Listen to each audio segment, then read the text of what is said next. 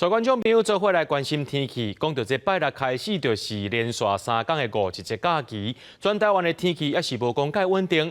气象署表示讲，台湾附近的云也是真多，受到这华南低气压的影响，刷来这几天呢，南部甲山区就要注意落大雨，那北部、东北部地区也要注意西北雨。另外，讲到这温度方面，受到西南风的影响，刷来全台湾拢会来到30度以上。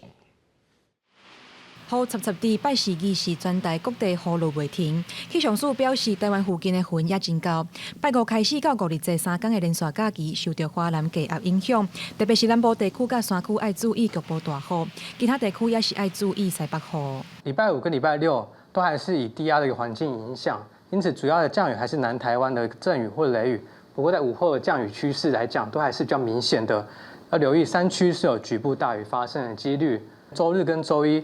环境上是比较偏一个西南风的一个环境，因为在西半部容易有局部的阵雨或是雷雨。温度方面，这几天受东北风甲水汽影响，全台气温拢较凉冷。但拜五开始透南风，全台温度会升到30度以上。刷来到5日这假期结束，天气拢会较湿、较热。周六、周日、周一，环境上会逐渐的转为偏南风甚至西南风，因此较温暖、潮湿的一个环境下。温度来讲的话，都还是有机会来到30度以上的高温，在各地的地区。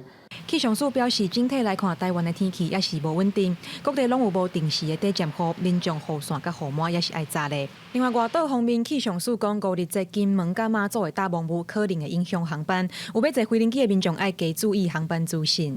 记者柯川、柯明在台北报道。